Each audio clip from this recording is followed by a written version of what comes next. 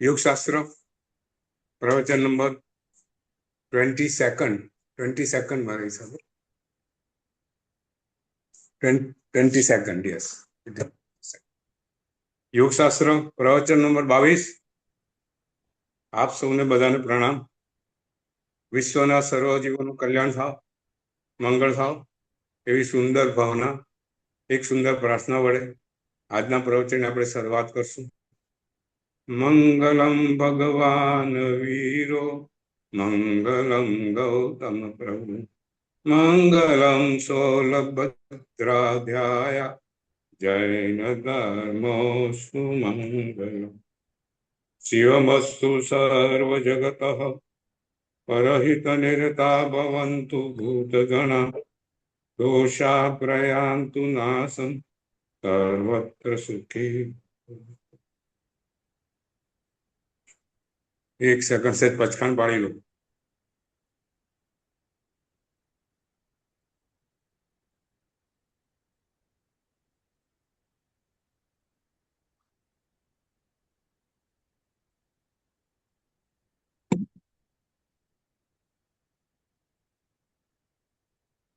એક સુંદર કથાથી આજના પ્રવચનની શરૂઆત કરશું. બનેલો પ્રસંગ છે, કથા બહુ માર્મિક છે. યોગ સાધનાની અંદર સાધકે જીવનમાં શું કરવું જોઈએ, કેવી રીતે સાધનામાં સફળ થવાય, એની આ વાત આ નાનકડી કથાનક આપણને કહી જાય છે. એ કથા સાંભળો, જીવનમાં ઉતારીએ. યોગ સાધનાના આપણી આ આરાધના સાધનામાં આ વસ્તુ જીવનમાં ઉતારીએ. એક શ્રેષ્ઠી છે, શેઠ. એમને ત્યાં ઘણા સમયે દીકરાનો જન્મ થયો. નામ બોપદેવ આપ્યું. અને શેઠને એવું કે છોકરો મારો ભણી ગણીને હોશિયાર થાય, ખૂબ ભણે, ખૂબ આગળ વધે. સ્વાભાવિક રીતે મા બાપની ઈચ્છા હોય કે છોકરા પોતે ખૂબ ભણે અને જીવનમાં આગળ આવે, મા બાપનું નામ રોશન કરે. છોકરાને ભણવા મૂક્યો, મોટો થયો, પણ વાત કઈ અવળી થઈ. છોકરાને ભણવામાં કોઈ रस नहीं, संतोष बहन, उसको कोई इंटरेस्ट नहीं थे पढ़ने में, रस नहीं, ભણે નહીં તો પછી એને કશું આવડે નહીં. એક તો ગામના નગર શેઠ હતા, શ્રીમંત હતા, સારામાં સારા ગુરુ રાખ્યા હતા, પરંતુ આ છોકરા ભણે ગણે નહીં, રખડી ખાય, ભણવામાં એનું સેજ બી ધ્યાન નહીં, કશું પૂછે તો કઈ આવડે નહીં. એ ક્લાસમાં ઉભો કરે ને કશું પૂછે ને આવડે નહીં એટલે બધાને ડોબો કે. એટલે બધા કહેતો ડફોળ છોકરો છે, ઇઝ અ ફૂલિશ. એટલે બધા એને ચીડવે. શેઠને થયું કે આ છોકરાને બીજે કશું મૂકીએ, સ્કૂલ બદલીએ, બીજા ગુરુ બદલીએ. એટલે છોકરાને બીજા ગુરુ પાસે મૂક્યો. પણ છોકરાનો એટીટ્યુડ એવો, એને ભણવામાં ગણવામાં કોઈ રસ ના પડે, ધ્યાન ના આપે. ત્યાંની ત્યાં દશા થઈ. ત્યાં તો છોકરો બરાબર થોડો મોટો થયો, બરાબર એને મસ્કરી કરવા માંડ્યા. અને એક દિવસ એવું બન્યું, એ ગુરુ એને બહુ ઠપકો આપ્યો, તું ભણતો નથી, આવા ડોબા આવી ગયા છે, ઠપકો આપ્યો. એના ક્લાસમેટ સહ વિદ્યાર્થીઓ બધાની મસ્કરી કરવા માંડ્યા. તો એક રાત્રે એને ઊંઘ નહીં આવી.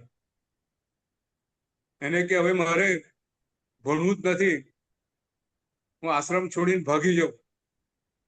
અને વહેલી સવારે બધા સૂતા હતા અને આશ્રમ છોડીને ભાગી ગયો. ભાગ્યો, આખી રાત જાગ્યો તો ભાગ્યો ખરો. આશ્રમ છોડીને, ગામ છોડીને બહાર ગયો, બીજે ગામ પહોંચી ગયો, થાકી ગયો. તો ત્યાં ગામને બહાર કૂવો હતો, કૂવાની નીચે ઝાડ હતું, ઝાડ નીચે છોકરો ઊંઘી ગયો. ત્યાં એની આંખ મળી ગઈ, સહેજ વારમાં તેને ઊંઘ આવી ગઈ. સવારે 4 વાગે પહોંચ્યો હતો અને ધીરે ધીરે અજવાળું થવા માંડ્યું. ગામનો કૂવો છે અને એની આંખ ખુલી ગઈ. સવાર પડી, એને જોયું કે બધી પણિહારીઓ આ કૂવામાંથી પાણી ખેંચે છે. they pull the water out of the well. રોપ હતો, દોરડું હતું, દોરડું પેલી ગરગડીમાં નાખે, ખેંચે, અંદર ઘડો નાખે અને એવી રીતે પોતાના ઘડામાં પાણી ભરે. છોકરો બધું જોયા કરે, બોપદેવ આ બધું જોયા કરે. થોડી વાર પછી બધી પણિહારીઓ ત્યાંથી ગઈ, પાણી ભરવાનું કામ પતી ગયું. તો એને કૂવાની પાળ ઉપર જોયું કે જ્યાં દોરડું ઘસાતું હતું એ પાળ પર ખાંચા પડી ગયા હતા, ડીપ. તો એ છોકરો ત્યાં વિચાર કરે છે. જો જીવનના પરિવર્તનની ક્ષણ કેવી આવે છે. છોકરો ત્યાં વિચાર કરે છે કે આ કોમળ, આ દોરડું તો એકદમ સોફ્ટ છે. રોપ ઇઝ વેરી સોફ્ટ. અને પથ્થર જે છે એ તો કઠણ છે કેટલો, પણ આ દોરડું કાયમ ઘસાય છે ત્યાં. તે ઘસાવાને કારણે એને પથ્થર ઉપર પણ ખાંચા પાડી દીધા છે, ડીપ ગ્રુવ. મનમાં વિચાર કરે છે કે જો આ દોરડું પથ્થર પર ખાંચા પાડી શકતું હોય તો પછી મારું મન, મારું મગજ જે પથ્થર જેવું છે એનું કાયમ અભ્યાસ કરું તો એની અંદર ખાંચા પડીને અંદર જાય. જીવનની પરિવર્તનની ક્ષણ છે.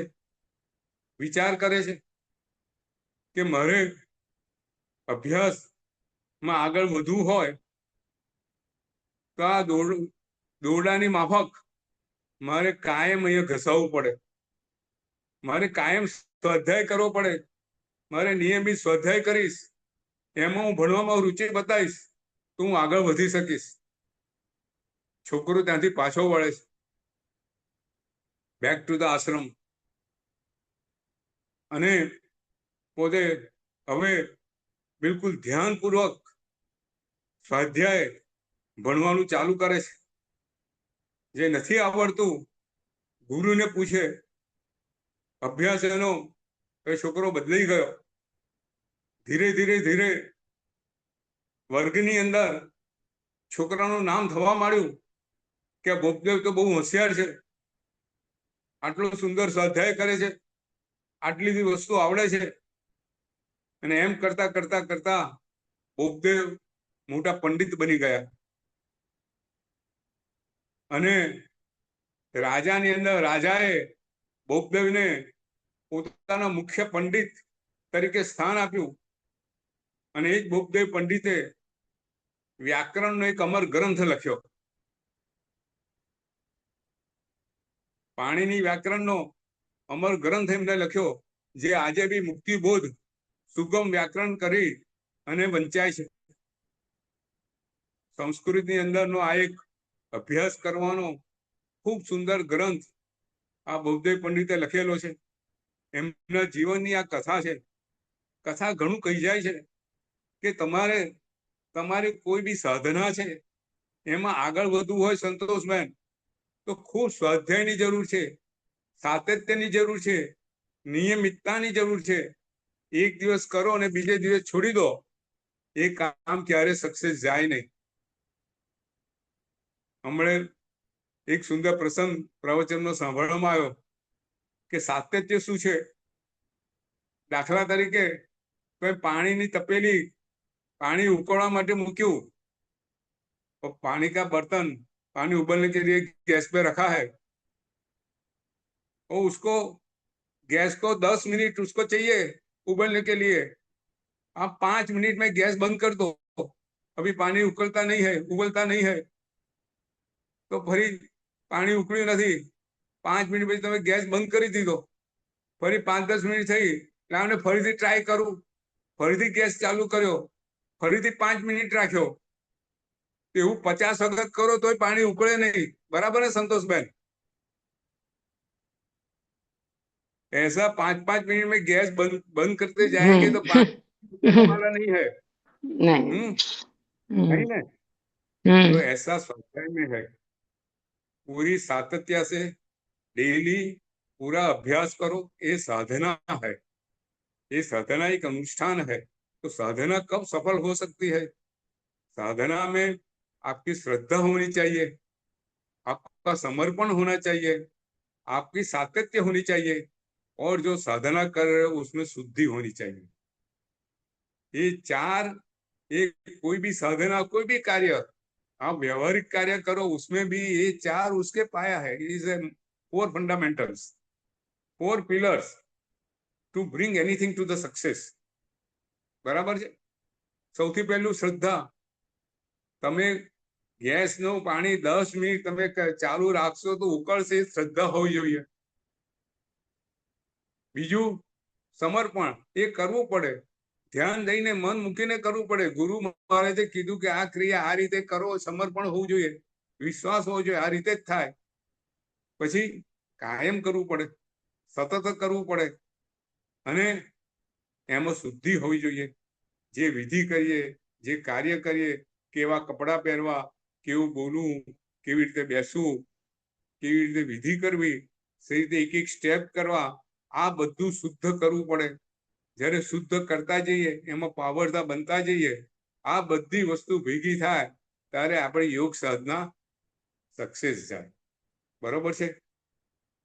સુંદર બનેલો પ્રસંગ. યોગ શાસ્ત્ર, આપણે યોગ સાધનાના માર્ગ પર આગળ વધી રહ્યા છે.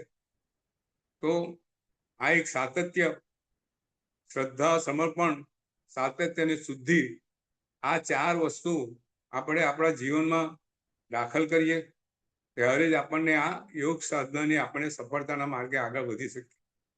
આપણે ગઈ વખતે વાત કરતા હતા કે યોગ સાધનાના માર્ગ ઉપર પ્રભુ મહાવીરે, શાસ્ત્રકારોએ આપણને માપદંડ, માઇલસ્ટોન બતાવ્યા છે કે ખરેખર આપણે આગળ વધ્યા છે તો ક્યાં સુધી પહોંચ્યા છે અને ક્યાં સુધી પહોંચવાનું છે. આ અદ્ભુત માપદંડ છે. કઈ રીતે વાત કરેલી, બીજા કોઈ યોગ શાસ્ત્ર સાધનામાં આવા માપદંડની વાત કરી નથી. ભગવાને આત્મકલ્યાણના માર્ગે, મોક્ષ માર્ગની અંદર તમે કેટલા આગળ વધ્યા છો, તમે ક્યાં સુધી પહોંચ્યા છો, અને પહોંચ્યા પછી તમારે કેટલું આગળ વધવાનું છે, તમે જાગ્રત નહીં તો ક્યાં સુધી પહોંચી શકો, ક્યાં પાછા પડી શકો, બધી વાત આ 14 ગુણ સ્થાનકમાં આપણને કરી છે. 14 ગુણ સ્થાનક ખૂબ મોટું ભગવાને આપેલું, શાસ્ત્રકારે આપેલું એક મોટું વરદાન છે આપણા માટે.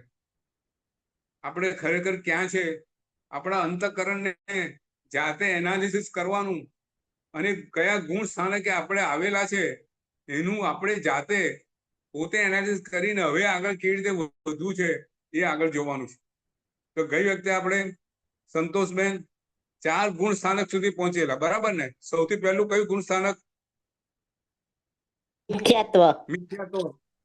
પછી બીજું? શાસ્વાદન. વાહ, સરસ. ત્રીજું? મિશ્ર. મિશ્ર ગુણ સ્થાનક. ને ચોથું? અવિરત સમ્યક તો અવિરત બહુ સરસ. જો આપણે ચોથા ગુણ સ્થાનક સુધી વાત કરેલી, ચોથું ગુણ સ્થાનક શું છે? આગળ યોગ સાધના માટે જવા માટેનું લોન્ચિંગ પેડ છે. અહીં તમે પહોંચો પછી તમારો યોગ સાધનાનો ખરેખર આચાર માર્ગ ચાલુ થાય છે. સમ્યક ચોથું ગુણ સ્થાનક એટલે તમારી દર્શન શુદ્ધિ થઈ, તમારી દ્રષ્ટિ શુદ્ધ થઈ, તમારી દ્રષ્ટિ ખુલી ગઈ, તમને અહીંયા હવે ખ્યાલ આવ્યો કે ખરેખર આ સંસાર એ છોડવા જેવો છે. સંસારમાં ક્યાંય સુખ નથી. મારા હિત માટે મારે મારા આત્માના જે મલિનતા છે, આત્મા પર લાગેલા જે કર્મો છે એ મારે દૂર કરવા પડે. એક આવી દ્રષ્ટિ જ્યારે સમ્યકતા આવે ત્યારે દ્રષ્ટિ આવી જાય છે. બરોબર છે સંતોષબેન? અહીંયા દર્શન મોહનીય કર્મ કાં તો ક્ષય થાય છે, કાં તો એકદમ મંદ પડી ગયેલું હોય છે. બરાબર? જો જી આખું ગુણ સ્થાનક છે ને મોહનીય કર્મની વાત છે. મોહનીય કર્મમાં બે વિભાગ છે, દર્શન મોહની, ચારિત્ર મોહની. બરાબર સંતોષબેન? જી જી દર્શન મોહનીય શું હોય છે? આપણી દ્રષ્ટિ અશુદ્ધ હોય છે, આપણી સમજ બરાબર હોતી નથી. આપણે સંસારના સુખ આપણે ગમતા હોય છે. સંસારના સુખ જ આપણા સુખનું કારણ છે. સંસારની અંદર રહેવું, સંસારના સુખો પ્રાપ્ત કરવા, પૈસા, પરિવાર, પ્રતિષ્ઠા, ભણવું, મોટો બંગલો લાવો, એક બંગલોમાંથી બીજી ગાડી લાવી, બીજી ગાડીમાંથી પૈસા વધે બીજી ગાડી લાવી, હરવા ફરવા જવું, સારા કપડા, આ બધું જે મોહ શોખ, આ બધું છે સંસારના મોહ શોખ. એ બધા શું છે? આપણા મિથ્યાત્વની દ્રષ્ટિ છે કે ત્યાં સુખનું કારણ છે. એમાંથી જ્યારે જીવ પોતે ગુરુ મહારાજના સત્સંગથી, ગુરુ મહારાજની કૃપાથી, પોતાના સ્વાધ્યાયથી, પોતાની સાધનાથી એની જ્યારે દ્રષ્ટિ ખુલે છે, ત્યારે એને ખ્યાલ આવે છે કે આ સંસારમાં ભોગ સુખની અંદર મેં મારા ભવભ્રમણ, અનંત ભવભ્રમણ કર્યા છે. હવે મારે એમાંથી છૂટવું છે. સંસારનું કોઈ સુખ મને સુખ આપી શકવાનું નથી. એ મને દુઃખની પરંપરાની અંદર ફરીથી વધારવાનું છે. આ એક દ્રષ્ટિ ખુલી જાય ત્યારે સમ્યકતાની પ્રાપ્તિ થાય છે. અને આ પ્રાપ્તિ પછી એનો આચાર માર્ગ ચાલુ થાય છે. હવે અત્યારે એ ચોથા ગુણ સ્થાનક આવેલો છે. હજુ એની પુરુષાર્થમાં નબળાઈ છે. હજુ એ આચાર માર્ગ પર આગળ વધ્યો નથી. એને ખ્યાલ છે કે આચાર માર્ગ પર વધવાનું છે. કાં તો એની પરિસ્થિતિ એવી છે, કાં તો શારીરિક પરિસ્થિતિ એવી છે, કૌટુંબિક કારણો એવા છે કે હજુ એ મોહ દશાને તોડી શક્યો નથી કે જેથી આચાર માર્ગ પર આગળ વધી શક્યો નથી. હવે એ આગળ સાધના માર્ગે આગળ જાય છે. આપણે જોવાનું છે આપણે ક્યાં છે, આપણે કયા ગુણ સ્થાનકે છે, એવું આપણે જાતે એનાલિસિસ કરવાનું છે. સંતોષબેન, જી હવે જીવ સાધનાના માર્ગે આગળ જાય છે. હવે લાગે છે કે મને આચાર માટે પુરુષાર્થ કેળવવો પડશે. અને એમ કરતા કરતા એ પાંચમા ગુણ સ્થાનક આવે છે. પાંચમું ગુણ સ્થાનક કયું? દેશવૃત્તિ. દેશવૃત્તિ, વિરત ગુણ સ્થાન. હવે એ જીવને પોતે ચારિત્રના માર્ગે આગળ વધે છે. પોતે જીવનની અંદર વ્રતો ધારણ કરતો થઈ જાય છે. શ્રાવકના વ્રતો ધારણ કરે છે. એનું જીવન 5 અનુવ્રતો, અહિંસા, પછી સત્ય, પછી અચૌર્ય, પછી બ્રહ્મ અને અપરિગ્રહ, આ બધા મહાવ્રતો, આ બધા અણુવ્રતોને ધારણ કરતો થાય છે. પોતાના ભોગો પર કંટ્રોલ મૂકતો જાય છે. જો શ્રાવકના જે 12 વ્રતો છે એ અહીંયા આ દેશવૃત્તિ સ્થાનમાં શ્રાવક પોતે હજુ સંયમ લીધો નથી પણ અપનાવતો જાય છે. અહીંયા એની ચારિત્ર મોહનીય જે કર્મો છે, જે કયા હતા? સૌથી પહેલા મિથ્યાત્વમાં અનંતાનુબંધી હતા. પછી અપ્રત્યાખાનીય, હવે પ્રત્યાખાનીય સુધી આવ્યો. બરાબર છે? કષાયોના મન બદલા જાય છે. કષાયો હજુ ઉભા છે. બરાબર સંતોષબેન? આ યોગ સાધનાનો માર્ગ ભગવાને આપણે બતાવેલો છે કે તમે યોગ સાધનાના માર્ગ પર આગળ વધી રહ્યા છો. તમે ક્યાં છો? તમે દેશવૃત્તિ સ્થાને છો. તમારી હજુ દ્રષ્ટિ, જો કોઈ પછખાણ કરે, વ્રત કરે, પણ સંસારના સુખ હજુ એટલા ને એટલા જ ગમતા હોય તો એ જીવ ક્યાં હોય સંતોષબેન? મિથ્યાત્વ. હા, મિથ્યાત્વ હોય. હજુ પહેલા ગુણ સ્થાનકે જ હોય. એને ભલે આત્માની ક્રિયા, પણ એનું ગમવાનું ક્યાં છે? હજુ સંસારમાં છે. હજુ એને સંસાર જ સુખનું કારણ લાગે છે. ભલે આ વ્રતો કરે. હા, તમે જુઓ કેટલા લોકો ઉપવાસ કરે, બધું કરે, પણ એની દ્રષ્ટિ ક્યાં હોય? શરીર ઉપર હોય, પોતાના પરિવાર ઉપર હોય. એને એ જ ગમતું હોય. બરાબર કે નહીં? આજે યોગ સાધનના વર્ગો ચાલે છે. એમાં કેટલા વર્ગો આત્માના મલિનતાને દૂર કરતા શીખવાડે છે ચંદનબેન? નીતિન, સમજે નહીં. બરાબર? તમે આસન કરો, યમ કરો નિયમ કરો, પણ તમારી દ્રષ્ટિ હજુ આ બધા કરવા પાછળ સંસારના સુખ મેળવવાની છે. જો અભવ્ય જીવ કેવા હોય સંતોષભાઈ? હવે જે તો કોઈ ભૌતિક સારું સુખ મળે, સારું સુખ મળે, બધું રિદ્ધિ સિદ્ધિ મળે મને એવું. હા, એ તો સંસારિક સુખ માટે. સર્વવિદથી ધર્મ પાળતા થઈ ગયા હોય છે ને, સંયમ પણ લે છે, પણ એમનું દ્રષ્ટિ ક્યાં હોય છે? સુખ સંસારના સુખ મેળવવાની, કે હું આવું સંયમ પાળીશ તો મારી ગતિ કઈ થશે? દેવ દેવનો ગતિ થશે મારી, ગતિ મળશે, અને દેવના અદ્ભુત સુખો સુખો મળશે હું મને માણી શકું. મળશે. બરાબર છે? તો અભવ્ય જીવો સંકિત પામતા નથી સંતોષને. એમની અભવ્યતા એ જે મિથ્યાત્વ પહેલા ગુણ સ્થાનક હોય છે. આપણે વાત આ કરવી છે કે ગુણ સ્થાનકની આપણે અગત્યતા સમજીએ. એ આપણને સમજાવે છે કે આપણે ક્યાં છીએ અત્યારે. આપણું ઇન્ટરનલ લેવલ નીતિન ક્યાં છે એ ગુણ સ્થાનક આપણે સમજાવે છે. તમારી દ્રષ્ટિ ચોખ્ખી થઈ? તમને હજુ સંસારના પદાર્થો એટલા જ ગમે છે કે હજુ એટલા ગમતા નથી? હવે તમને લાગે છે કે આ સંસારના પદાર્થોમાં કઈ નથી, મારે ખરેખર મને સુખ આપવું હોય, આત્માનું હિત મારે મેળવવું હોય, તો હું સંસારના સુખોથી દૂર રહું.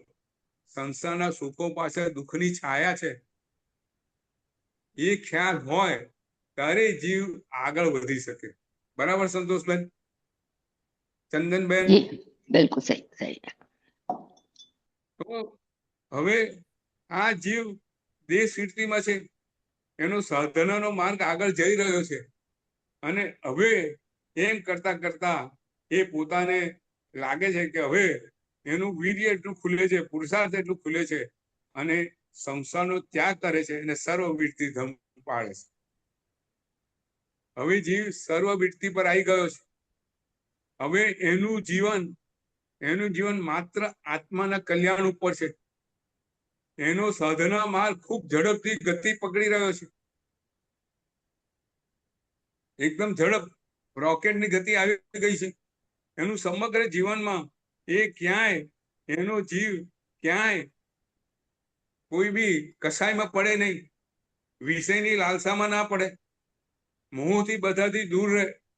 એના જીવનમાં જીવદયા, સંયમી જીવન, પાપ મુક્ત જીવન છે. શરીરની કોઈ સંભાળ છે નહીં, કોઈ પરિવાર છે નહીં, કોઈ પૈસો છે નહીં, ત્યાં પ્રતિષ્ઠાનો મોહ કોઈ છે નહીં. તો જીવ પોતે સંવર અને નિર્જરા એ બેના દ્વારા પોતાના કર્મોનું નિકંદન કરતો જાય છે, પોતાના કર્મોને તોડતો જાય છે. આ સર્વવીરતી ધર્મ છે. પણ આ કેવું છે? હજુ પ્રમત અવસ્થા છે. કઈ અવસ્થા છે? પ્રમત એટલે પ્રમાદ. હજુ પુરુષાર્થની અંદર કઈ ખામી છે. હજુ એનો જીવ હજુ પ્રમાદ અવસ્થામાં હજુ પડ્યો છે. ખૂબ સુંદર આપણે ત્યાં શાસ્ત્રમાં વાતો આવે છે, કથા પ્રસંગો આવે છે.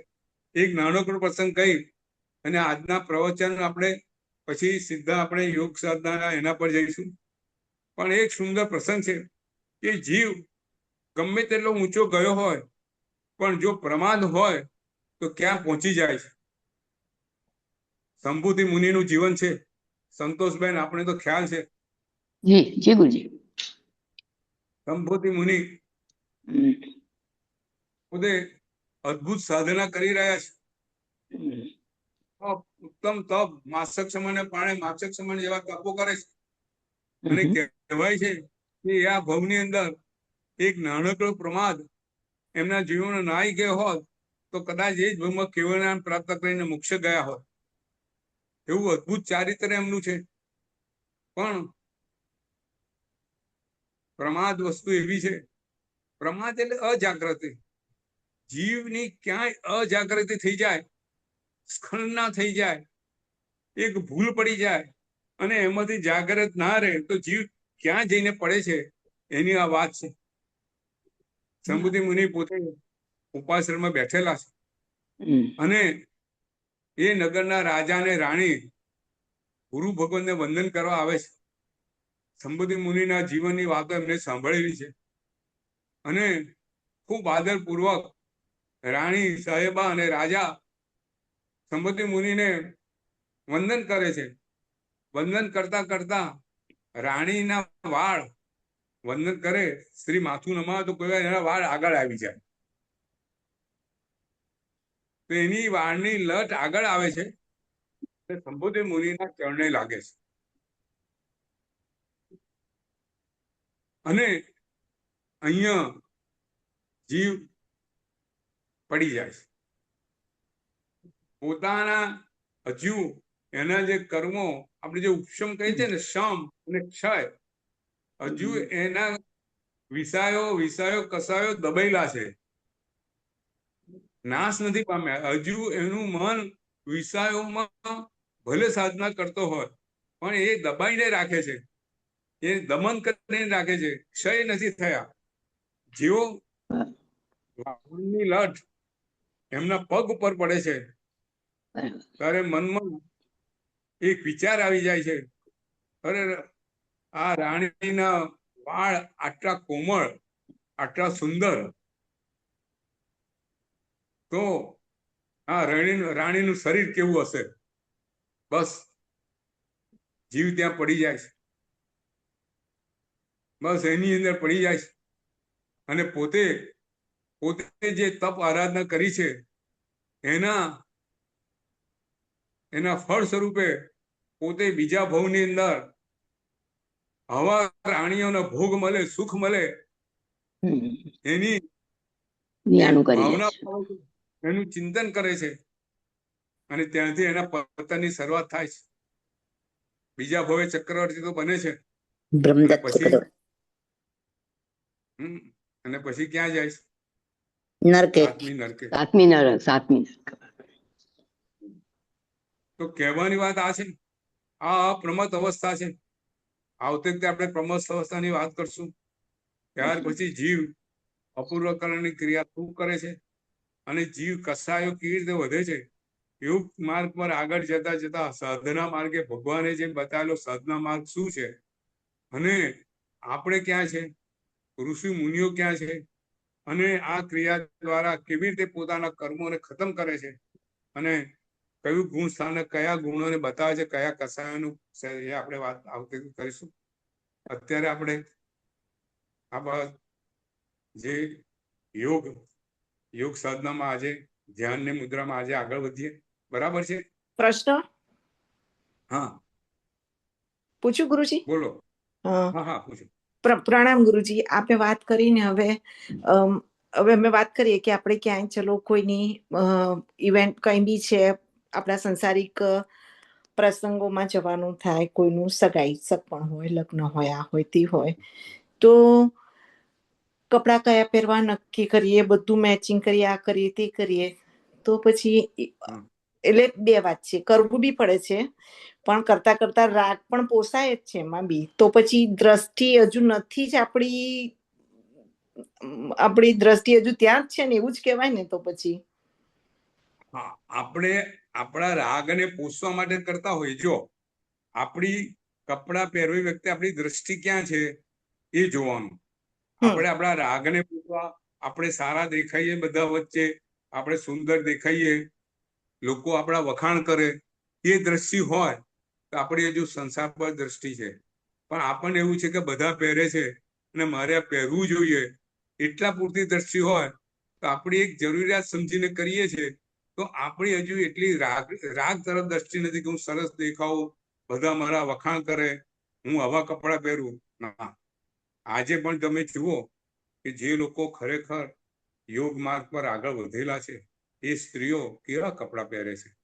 એમના પોતાના કપડા રંગબિરંગી હોતા નથી, સામાન્ય કલર હોય. એમના બ્લાઉઝ પીસ અમે જોયેલા છે, બહેનોના હાથ આખા ઢંકાયેલા હોય અને જે બ્લાઉઝનો જે નીચેનો ભાગ છે એ ચણિયાની નીચે આવે ત્યાં સુધીના બ્લાઉઝ પહેરતા હોય છે.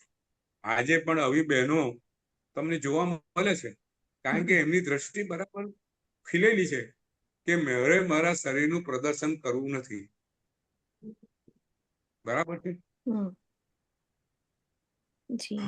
બહુ બહુ જ પ્રસંગમાં વિચારવા સારા જેવું છે. કપડાં પહેરો, સુંદર કપડાં પહેરો, પણ શરીરનું હમ. પ્રદર્શન ન થાય એ તમે કાળજી રાખો. હમ.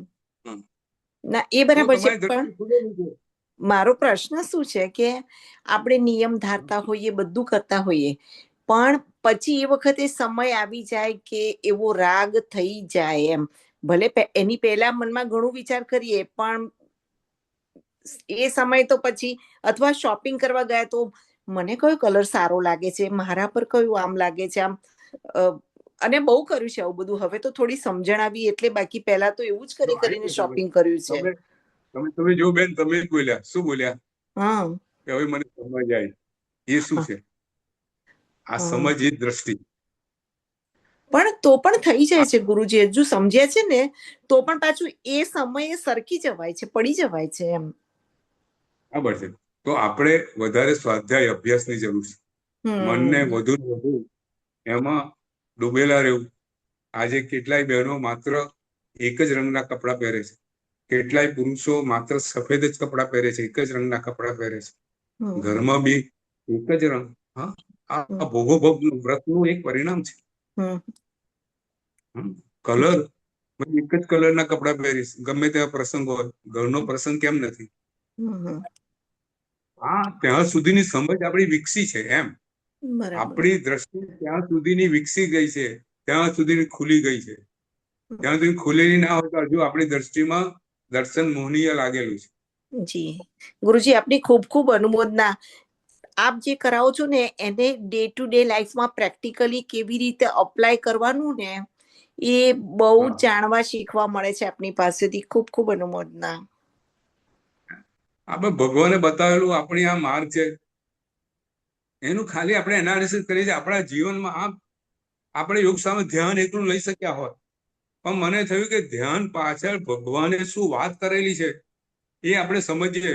ભગવાને બતાવેલો યોગ શાસ્ત્રનો માર્ગ સર્વોત્તમ માર્ગ છે. આત્માની મલિનતાની વાત કોઈ બી તમે યોગ સાધના તમે જુઓ ક્યાંય કરેલી છે? એ તો એવું કહે છે તમે ચક્ર પર ધ્યાન ધરો અને તમને બધી લબ્ધિઓ મળશે, તમને બધી શક્તિઓ મળશે, તમે બીજા ભવનું જોઈ શકશો, તમે કોઈને કશું કરી શકશો, કોઈના રૂપ દૂર કરી શકશો. આ બધી વાત આવે છે. પણ આત્માને શુદ્ધિની વાત ફક્ત ખાલી ભગવાન તીર્થંકરે ભગવાને બતાવેલું છે. બરાબર. અને એટલે તો ભગવાને 14 ગુણ સ્થાનક બતાયા. તો આપણે આપણા જીવનમાં આ બધી વસ્તુ ઘટાડતા જઈએ. ક્રોધ કસાયો ભલે સંસારમાં છે. હું ઘણી વખત દાખલો આપું કે માતા પોતાના પેટમાં ગર્ભ ને કેવી રીતે સાચવે છે, એવી રીતે શ્રાવક કે શ્રાવિકા સંસારની ક્રિયા કરતા કરતા આત્માને સાચવે.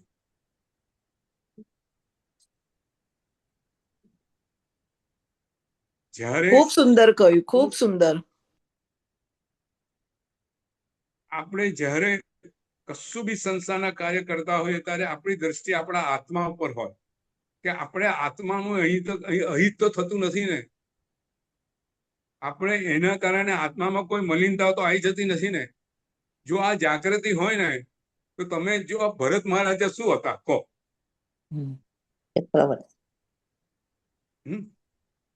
બધું હતું ને, બધા ભોગ ભોગવતા હતા, પણ એમની દ્રષ્ટિ હંમેશા વિતરાગતા હતી. એમના મનની અંદર આ બધું ક્યારે છોડવું એવું હંમેશા મનમાં રહેતું હતું કે આ છોડવા જેવું છે. ભલે ભોગવું છું પણ એમાં મારું મન ના પોરવું. આ બહુ સુંદર વસ્તુ છે, અદ્ભુત વસ્તુ છે. આ સમ્યકતા છે ને, જ્યારે સમ્યકતા આવે ને, તમે સંસારની ક્રિયા કરતા હોય તો એ તમારા કર્મ કેવા બંધાય? અપો સે બંધો નિંદમ ધનસમ કુણય. બરાબર? આપણા આત્માને ધ્વંસ કરે એવા, આત્માને ડુબાડી દે એવા કર્મ ક્યારેય ન બંધાય. સંકિત જીવ ક્યારે આવા કર્મ ન બાંધે. કારણ કે જાગૃતિ છે, એ જાગૃત છે આપણું. એટલે આપણે ત્યાં સંસારની ક્રિયા કરતા કરતા પણ આત્માની જાગૃતિને ખૂબ મહત્વ આપ્યું છે. તમે ખાઓ, કોઈ આ ભાવતી વસ્તુ આવે, ખાવાનું મન થાય પણ આત્મા જાગ્રત હોય કે ભાઈ બરાબર છે, તને ભાવતી છે તું ખા, એમાં મન ના ફેરવી દઈશ. હવે મને આ જ જોઈએ, મને આવું જ જોઈએ, મને આના વગર ન ચાલે, આ બધું શું છે?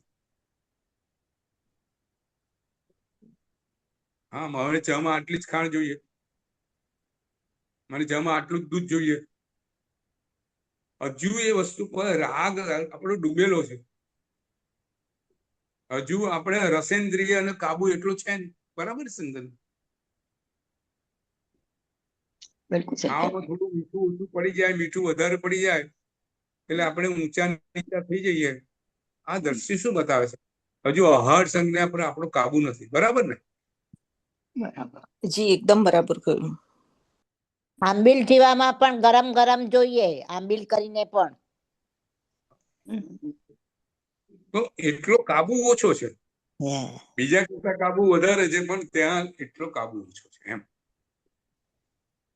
એમ જ ધીરે ધીરે બહાર આવવાનું છે. આ બાબા આચાર્ય ભોગવતું મહારાજ સાહેબ આંબેલમાં કાયમ શું વાપરતા હતા? કરિયાતું ને રોટલી. વર્ધમાન તપની હોળીમાં એ કરિયાતું લઈને રોટલી લે. તમે વિચાર કરો કેવો કાબુ હશે આહાર સંજ્ઞા ઉપર.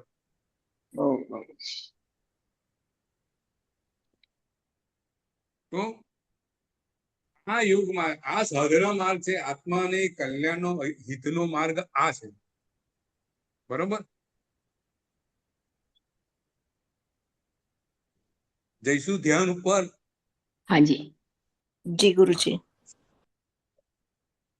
બધા થોડું આપણે ઝડપથી બધા टट्टार संतोषबेन ध्यान मार्ग पे आगे जाने का है अभी। बिल्कुल बिल्कुल जी બંને પગ તમને જે આસન, સુખાસન, સવાસન, સ્વસ્તિકાસન, પુરુષો બેઠા હોય તો બંને પગ નીચે અડકેલા, બંને હાથ ઢીચણ ઉપર, કોણી શરીરને અડકેલી, કમરથી ટટ્ટાર, ડોકથી ટટ્ટાર, આંખો બંધ, શ્વાસ મંદ ગતિએ. હવે આપણે નેક્સ્ટ સ્ટેપ શરીરની શિથિલીકરણ ક્રિયા કરશું. મનમાં સંકલ્પ લઈશું કે હવે આપણું આ શરીર જ્યાં સુધી ધ્યાનમાં છે ત્યાં સુધી શરીરને હલાવીશું નહીં, મનને સ્થિર રાખીશું. હવે આપણે શરીરની શિથિલીકરણ ક્રિયા કરીએ છીએ. ડાબા પગના અંગૂઠાથી ચાલુ કરશું.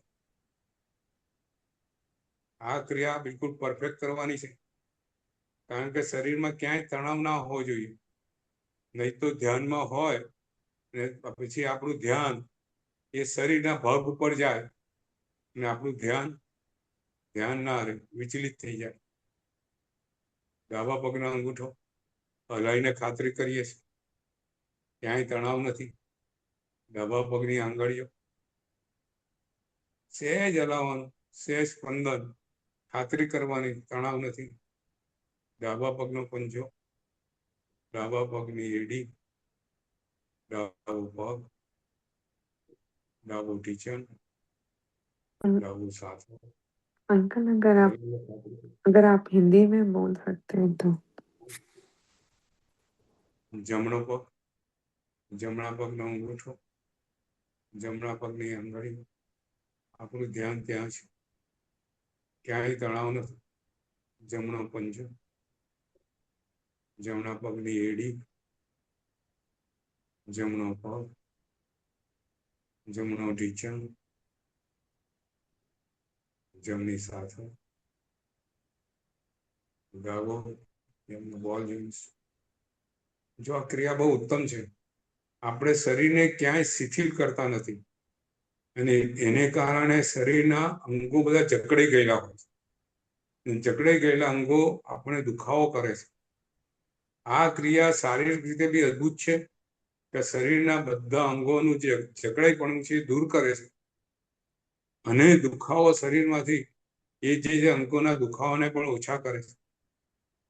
હવે આપણું ધ્યાન પેટ ઉપર, નાભીના નીચેનો ભાગ, ક્યાંય તણાવ નથી. નાભી તણાવ નથી, બધું સરળ છે. નાભીની અંદર પેટના ભાગમાં ખૂબ સરળતા છે, સાહજિકતા છે. ધ્યાન ધીરે ધીરે ઉપર જઈ રહ્યું છે, ધ્યાન ઉપર જઈ રહ્યું છે. ઉદર પટલ સંકોચાય છે, પ્રસરે છે, એક્સપાન્ડ થાય છે. થોડું ધ્યાન ત્યાં છે, થોડું ધ્યાન ત્યાં છે. આપણું ધ્યાન ફેફસા ઉપર છે. શ્વાસ અંદર જઈ છે, ફેફસા ફૂલે છે, પૂર્ણ ફૂલે છે. શ્વાસ બહાર નીકળે છે, ફેફસા દબાય છે, સંકોચાય છે. શ્વાસની ક્રિયા ખૂબ નિયમિત, મંદ ગતિ, ખૂબ સરસ રીતે વહી રહી છે. આપણું ધ્યાન ડાબા હાથ ઉપર છે. ડાબા હાથની પંજાની જ્ઞાન મુદ્રા છે. પંજા હલાઈને ખાતરી કરીએ છીએ ક્યાંય દુખાવો નથી ને, આંગળીઓ કઈ દબાયેલી નથી ને.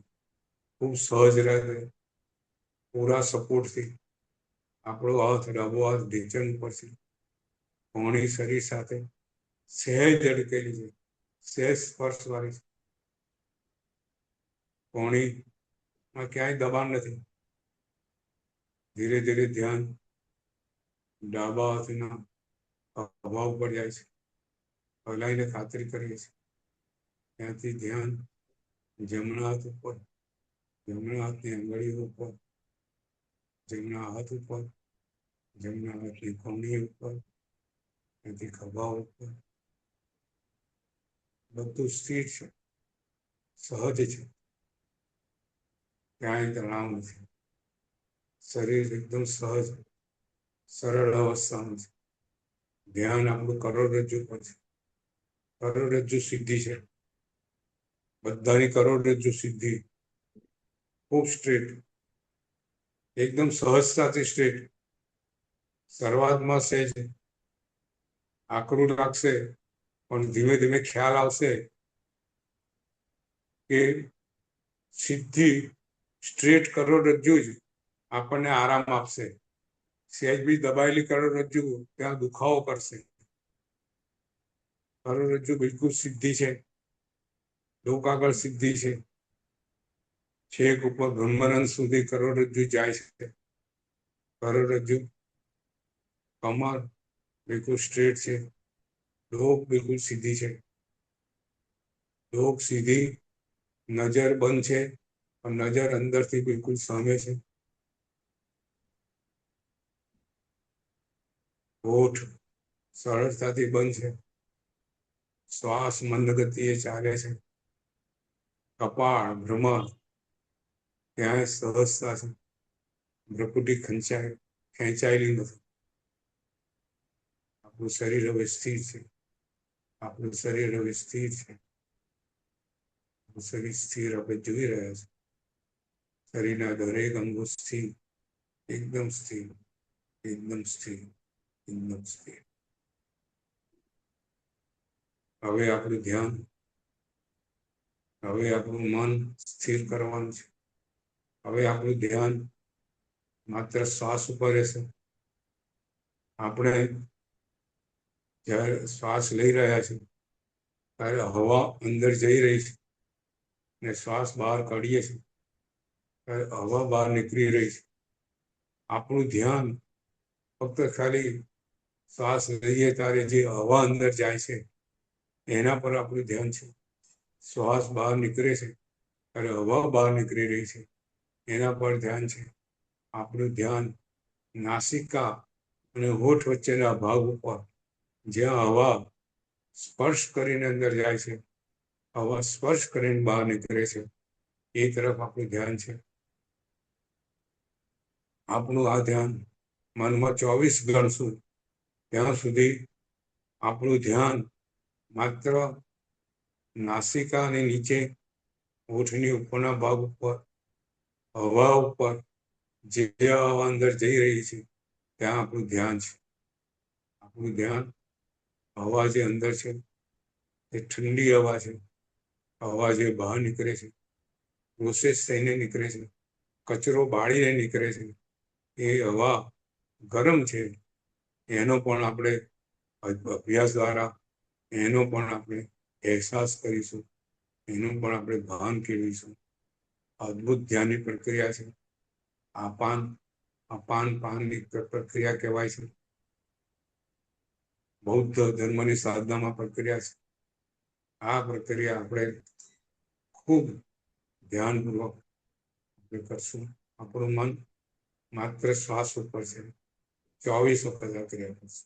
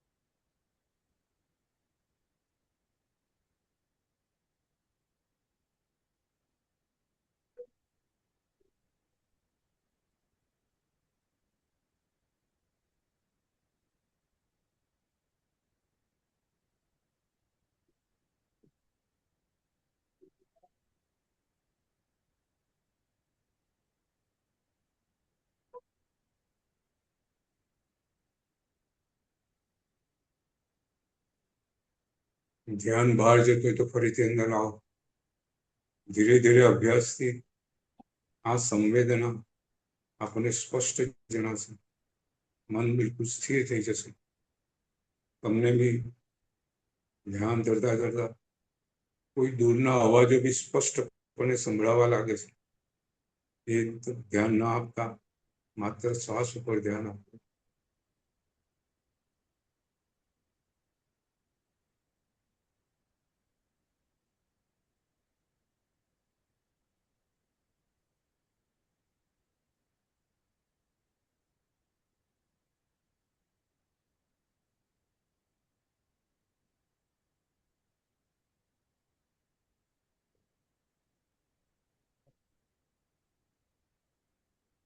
ખૂબ સુંદર અનુભવ, ખૂબ શાંતિનો અનુભવ, ખૂબ પ્રસન્નતાનો અનુભવ, મન સ્થિર થતા આપણે અનુભવીએ છીએ.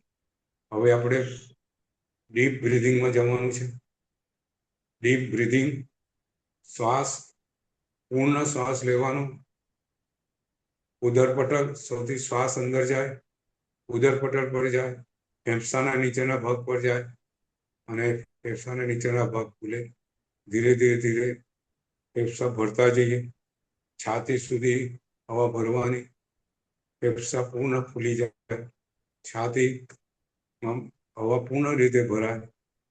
આ પૂરક થઈ ત્યાં રોકાવાનું. એ કુંભક, એ આંતરકુંભક, અંદર હવા ભરેલી રાખવાની. ત્યાર પછી રેચક, 1 થી 5 બોલીએ.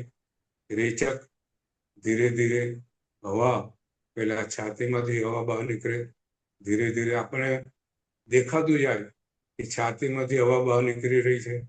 ઉપલા ભાગમાંથી, ધીરે ધીરે નીચલા ભાગમાંથી, છેલ્લે છેક ઉદરપટલ પર આવેલા ફેફસામાંથી હવા બહાર નીકળી રહી છે.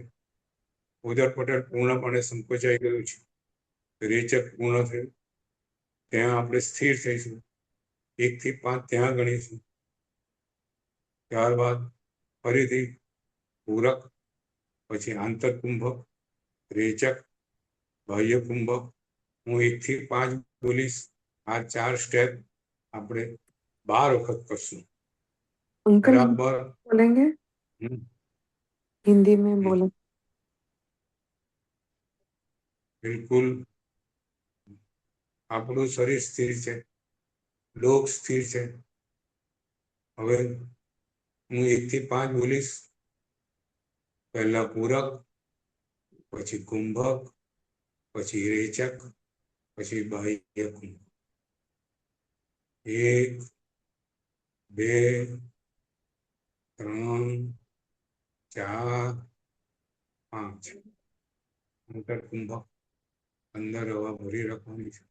1, 2, 3, 4, 5. રેચક, 1, હવા છોડવાની છે. 1, 2, 3, 4, 5. અંદર રહેવાનું છે.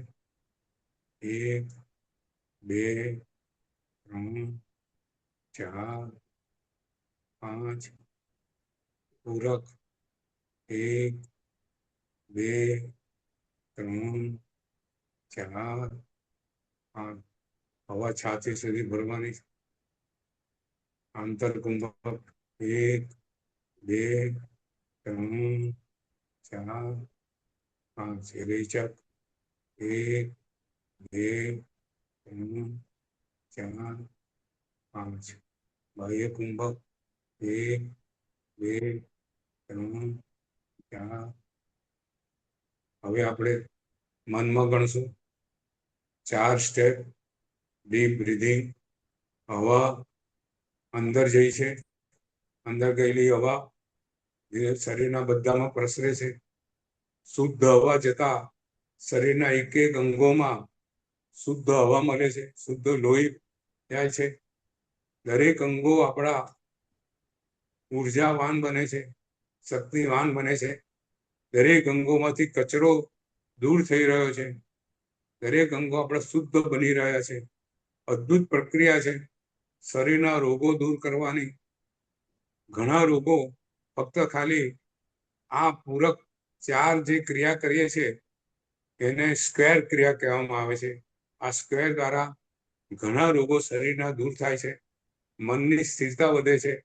માનસિક ને શરીરના રોગો તો દૂર થાય છે જ. ત્યાર પછી ભાવ પ્રાણાયામ આપણે કરશું. 12 વખત આ ક્રિયા કરશું.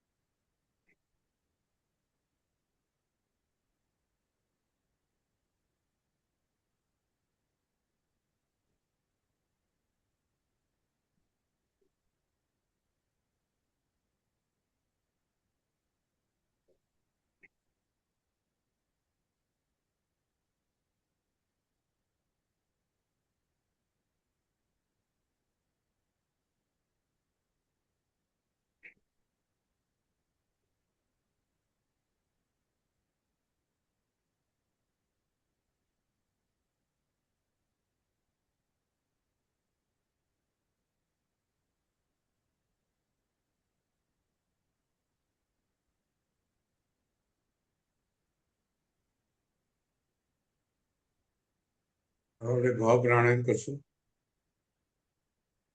ભાવ પ્રાણાયામ આંતરમનને રીપ્રોગ્રામિંગ કરવાની એક અદ્ભુત પ્રક્રિયા છે. આત્મામાં પડેલા કુસંસ્કારોને દૂર કરવાની આ પ્રક્રિયા છે. આત્મામાં રહેલા દોષોને દૂર કરવાની પ્રક્રિયા છે. આત્માની મલિનતાને દૂર કરવાની આ પ્રક્રિયા છે. આપણા આત્માને જે કઈ મલિનતા છે, કષાય રૂપી મલિનતા, ક્રોધ, લોભ, માન, માયા, કપટ, સ્વાર્થ, ઈર્ષા, ઈર્ષા, દૂર કરવાની પ્રક્રિયા છે. એ પ્રક્રિયા આપણે ધ્યાન દર્શું. કુંભક દ્વારા, પૂરક દ્વારા, પહેલા પૂરક દ્વારા શુભ પૂતગલો, શાંત ભાવના પૂતગલો આપણા શરીરમાં આવી રહ્યા છે. ફેફસાની અંદર પૂતગલો ભરાઈ રહ્યા છે. અને એ પૂતગલો જ્યારે આંતરકુંભક કરીએ ત્યારે શરીરના એક એક ભાગની અંદર એ પૂતગળો વહી રહ્યા છે. આત્માના પ્રદેશે પ્રદેશ શાંત બની રહ્યો છે, ઉપશાંત બની રહ્યો છે, પ્રસન્ન બની રહ્યો છે, સર્વ ચિંતાઓ દૂર કરવાનો બની રહ્યો છે. એવી સુંદર અવસ્થા. ત્યારબાદ રેચક દ્વારા જે કઈ કચરો ભેગો થયો છે, જે કઈ મલિનતા ભેગી થઈ છે, આપણો ક્રોધ દૂર થઈ રહ્યો છે, આપણી ચિંતા દૂર થઈ રહી છે, આપણો લોભ દૂર થઈ રહ્યો છે, એનો અનુભવ કરશું, એનું ચિંતન કરશું. એવા પૂતગળો બહાર નીકળી રહ્યા છે. પછી બાહ્ય કુંભક, આપણો આત્મા બિલકુલ નિર્મળ અવસ્થામાં છે, શુદ્ધ અવસ્થામાં છે, કચરો બહાર નીકળી ગયેલો છે. અદ્ભુત પ્રક્રિયા ભાવ પ્રાણાયામની, આત્માને શુદ્ધ કરવાની, આત્માના કુસંસ્કારો દૂર કરવાની, આપણા રહેલા દોષોને દૂર કરવા. જેમને ક્રોધ બહુ આવતો હોય એને ક્રોધ તત્વ દૂર નીકળી રહ્યો છે, પોતે ક્ષમાવાન થઈ રહ્યો છે, પોતે નમ્ર બની રહ્યો છે. જેને અહંકાર હોય, અહંકાર દૂર કરે છે, પોતે વિનય બની રહ્યો છે, વિનય ગુણ પોતાનામાં આવી રહ્યો છે, પોતે વિનય છે, લોકોનો આદર કરે છે, લોકોનું સન્માન કરે છે, લોકોના ગુણ ગાય છે, બીજાની પ્રશંસા કરે છે. એવા ગુણ આપણામાં દાખલ થઈ રહ્યા છે. આપણો અહંકાર દૂર થઈ રહ્યો છે. હું અને મારું બંને વસ્તુ દૂર થઈ રહી છે. ત્યારબાદ માયા, હું સરળ બની રહ્યો છું.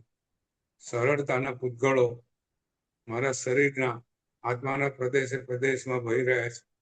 હું ખૂબ સરળ છું. સરળતા છે મારામાં. સરળતા મોક્ષ પામવાનું પહેલો ગુણ છે. જે જીવ સરળ હોય એ જલ્દી મોક્ષ પામે છે. આત્માની શુદ્ધિ એ જીવ ખૂબ સારી રીતે કરી શકે છે. કપટી જીવ આત્માનો શુદ્ધ થઈ શકતો નથી. આપણું કપટ દૂર થઈ રહ્યું છે, આપણી માયા દૂર થઈ રહી.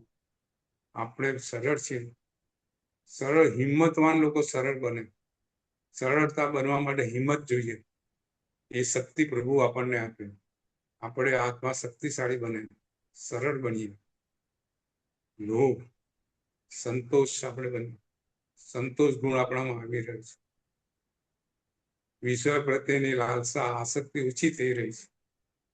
આવા સુંદર ગુણ ભાવ પ્રાણી દ્વારા આપણે મેળવીએ. ભાવ પ્રાણાયામ કરશું.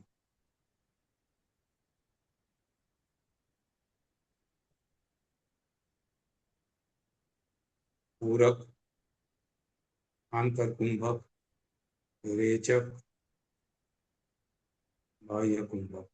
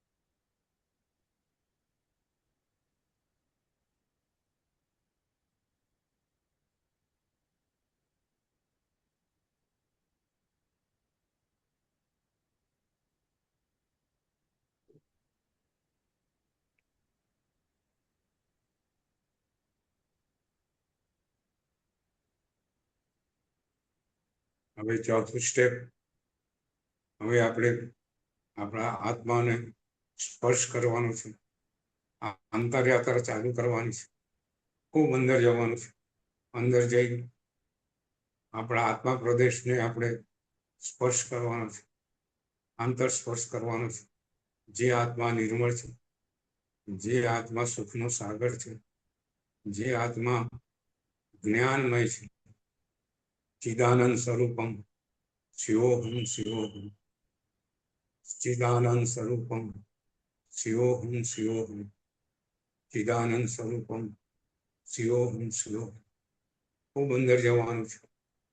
આપણા ચિત્ત જે આનંદ સ્વરૂપ છે, જ્ઞાન સ્વરૂપ છે, એનો સ્પર્શ કરીને અંદર રહેવાનું છે. સાધનાની, સમાધિની અદ્ભુત પ્રક્રિયામાં આપણે દાખલ થઈશું. હું 1 થી 10 બોલીશ. 1 બોલું તેમ અંદર, 2 બોલું વધુ અંદર, 3 બોલું એથી વધુ અંદર, 4 બોલું એથી અંદર, છેલ્લે 10 બોલીશ. બરાબર છેક અંદર મૂલાધાર ચક્ર, જ્યાં કુંડલીની શક્તિ સુસુપ્ત અવસ્થામાં 3.5 કુંડાળામાં પડેલી છે, ત્યાં આપણું ધ્યાન થશે. આપણું ધ્યાન આપણી કુંડલીની શક્તિ પર જશે, મૂલાધાર ચક્ર પર જશે. આ પ્રક્રિયાથી ધીરે ધીરે મૂલાધાર ચક્ર, સ્વાધ્યાયથી અભ્યાસથી મૂલાધાર ચક્ર એક્ટિવેટ થશે, એનર્જાઇઝ થશે. ચક્ર ફરતું જશે. ફરતું ચક્ર એનર્જી ઉત્પન્ન કરશે. એ એનર્જી ઉપર જશે. એમ કરતા કરતા એક પછી એક ચક્ર આપણા જાગૃત થશે.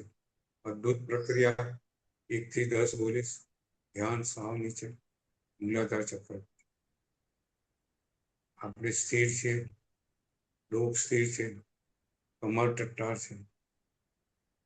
1, 2 અંદર, 3 અંદર, 4 અંદર, 5 અંદર, 6 અંદર, 7 એથી અંદર, 8 એથી અંદર, 9 એથી અંદર, 10 છેક અંદર, છેક અંદર, છેક અંદર.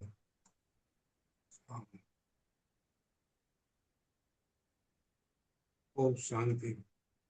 આત્મા પ્રદેશ બરાબર. આપણે આત્મા પ્રદેશ સ્પર્શ કરે છે, જે નિર્મળ છે, જ્ઞાનમય છે, સૂર્યથી બી અધિક પ્રકાશ વાળું છે, ખૂબ આનંદમય છે.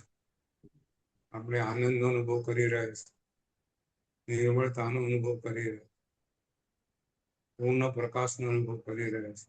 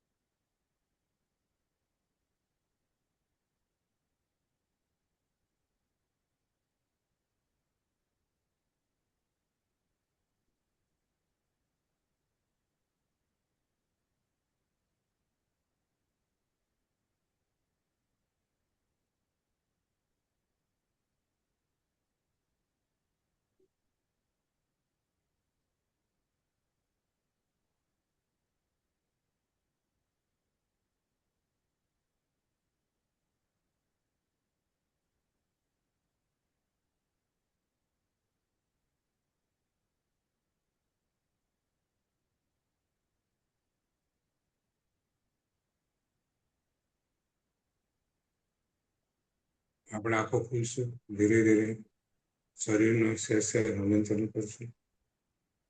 શરીર બિલકુલ સ્થિર હતું. હાથના મુઠ્ઠી ખોલ બંધ કરશું. પગના આંગળા લાવીશું, કિચનને આવશું, કમરને સેક્ટર ટર્ન કરશું. ધીરે ધીરે આંખો ખોલશું. બે હાથને મસળશું. આંખ ઉપર બંધ સામીન ક્રિયા કરો.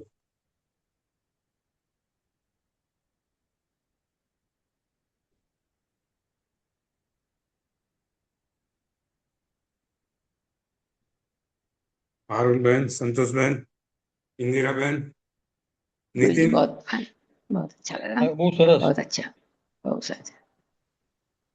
અદ્ભુત. પ્રક્રિયા છે. बहुत अच्छी. ખરેખર રોજ અભ્યાસ કરવાથી આપણી જે આંતરિક પરિવર્તન થાય છે ને એ અગત્યનું છે. હમ આપણે 2-3 આપણા પ્રવચનો એના પર હતા, આંતરમન અને બાહ્યમન ઉપર. જી અંતર્મન બહુ શક્તિશાળી છે. બધી ક્રિયાનું નિયમન, કંટ્રોલિંગ એ અંતરાત્મા દ્વારા થાય છે. એ અંતરાત્મા આપણો નિર્મળ ને શુદ્ધ બને તો આપણે બધા વ્યવહાર ઓટોમેટિક નિર્મળ ને શુદ્ધ થઈ જાય. પછી આપણે કપડાં પહેરતી વખતે આપણું શરીર સારું દેખાય છે તો ઓટોમેટિક ધ્યાન ન જાય. જી તો અંતરાત્માને શુદ્ધ કરવાની ઘણી ઘણી રીતો છે. આમાંની કે આ યોગ સાધના પદ્ધતિ છે. એ રીતનું બાહ્ય પદ્ધતિઓ, તમે કપડાં ન પહેરો, મનથી નક્કી કરો, સંકલ્પ કરો, પચખાણ લો, 14 નિયમોનું આકરણ કરો, 12 વ્રતો લો. આ દ્વારા આપણે આપણી વૃત્તિઓને કંટ્રોલ કરીએ છીએ બહારથી, અને આ સાધના દ્વારા અંતરથી કરીએ છીએ. એટલે આપણે બંને પાંખ્યા, 2 ways we want to progress. જી બરાબર છે? હમ આ બંને બરોબર છે. 1 થી 12, 12 થી અંદર. આ બ્રિજિંગ છે. એ બ્રિજ ઉપર આપણે ચાલવાનું છે. એમ કરતા કરતા આપણે આગળ વધી શકીશું. પછી નિમિત્તોથી દૂર રહેવાનું. ને એક વખત એવું આવે કે ગમે તેટલા નિમિત્તો પણ આપણે ચલાવી ના શકે. જી બરાબર ને? હા હા બરાબર. અત્યારે નિમિત્તો સામે ગુલાબજાંબુ દેખતા ખાવાનું મન થાય, પણ મનની પરિસ્થિતિ સ્ટેટસ એક જ હોય, ગુલાબજાંબુ હોય તો એ મન ના થાય હોય. આ આવે ત્યારે આપણે યોગ સાધનામાં ક્યાં આગળ વધ્યા, આપણી દશા ક્યાં છે આપણને ખબર પડે, કયા ગુણ સ્થાનકે છે. બરાબર ને સંતોષબેન? जी गुरुजी जी. બહુ સરસ સરસ પ્રેક્ટિકલ વસ્તુ. હા નીતિન, બિલકુલ પ્રેક્ટિકલ. ખાવાનું જોઈ, સરસ ખાવાનું જોઈને પાછળ તૂટી પડીએ તો આપણી આહાર સંજ્ઞાનો કેટલો કંટ્રોલ છે આપણને ખબર પડે. બરાબર ને? પચખાણ ના હોય, કશું ના હોય, અને બહાર પાર્ટીમાં ખાવા ગયા હોય ને 50 આઈટમો હોય, ના એક એક ચાખું તો આપણી રસ વૃત્તિ કેવી છે આપણને ખબર પડે. बराबर. બરાબર કે નહીં? બરાબર. બધે એવું. ગાડી સારી જોઈને ગાડી લેવાનું મન થાય તો આપણને ભોગ ઉપભોગ કેવો છે આપણને ખબર પડે વૃત્તિ. આ જાગૃત રહેવું છે. આપણે હજુ નિમિત્તો આસી છીએ કે જાગ્રત થઈએ ને, જેવું વૃત્તિ જાગ્રત થાય તરત એને કહે છો, તારે કરવા જેવા નથી, તેને એમ શું મળવાનું, પતી ગયું, મન ઠેકાણે આવી જાય. બહુ પ્રેક્ટિકલ વસ્તુ છે. બરાબર ને સંતોષબેન? जी जी गुरुजी. સામાન્ય જીવનમાં જાગ્રતતા એટલે આત્માને જાગ્રત, અપ્રમાદ અવસ્થા. જેટલા જાગ્રત થઈશું ને એટલું ગુણ સ્થાનક આપણું ઉપર ઉપર જતું જશે. बराबर बराबर. બરાબર. ચાલો जी નૌકારબેન છૂટા પડશું, પછી આવતા રવિવારે બધા મળશું ફરીથી. जी હજુ गुरुजी. તો જુઓ, હજુ તો મારે તમને વિવિધ ધારણાઓ કરાવી છે, અને આવી વિવિધ ધારણા મારી પાસે કઈ નહીં તો અત્યારે નીતિન હા 15 થી 20 ધારણાની પદ્ધતિઓ છે મારી પાસે અત્યારે. આ તો એક એક લઈને આપણે આગળ હા વધીએ. એ આ ગુણ સ્થાનક પતે ને એટલે હા. પછી એક એક ધારણા પદ્ધતિઓ લઈશું, કારણ કે કરાવી પડે. ધારો કે લોગસમાં ધ્યાન, તો એ લોગસનું ધ્યાન મારે અડધો પોણો કલાક શીખવાડવું પડે, બરોબર. પછી આપણે લોગસના ધ્યાન પર જઈએ. ઓકે. ખૂબ સરસ. પછી યોગ શાસ્ત્રમાં કલિકાલ સર્વજ્ઞ ભગવાન હેમચંદ્રાચાર્ય એમની ધારણાની પદ્ધતિ બતાવી છે. આજ્ઞેય ધારણા, વાયવ્ય ધારણા શું છે એ સમજીએ, પછી ધારણા ધારવાની આપણે તો એ બધા ફાયદા મળે. ઓમકારનું ધ્યાન કેવી રીતે, પછી આપણે લોભ દૂર કરવો છે તો એનું ધારણા કેવી રીતે, આપણે ક્રોધ દૂર કરવો છે તો એની ધારણા કેવી રીતે, શરીર પ્રત્યેનો દેહાત્મા ભાવ છે એને દૂર કરવો છે તો કેવી રીતે. આ બધી ધારણાની પદ્ધતિઓ આપણે શાસ્ત્રમાં લખેલી છે, અને આપણે એક પછી એક પદ્ધતિઓ લેવાની છે. ખૂબ સુંદર. બરોબર છે. બહુ જ સરસ, બહુ જ સરસ. આપણે કહીશું, આપણે જો અભ્યાસ આપણે જોડે બધા અભ્યાસ કરીએ છીએ, એક પછી એક આપણે અભ્યાસ કરતા જઈશું અને એમાં આપણે આગળ વધશું. એ તો આપણું જીવન છે. જી. બરાબર. ચાલો નૌકા લઈને છૂટા પડશું. નમો હરિહંતાણમ, નમો સિદ્ધાણમ, નમો આયરણમ, નમો વજ્જાણમ, નમો સૌજાણમ.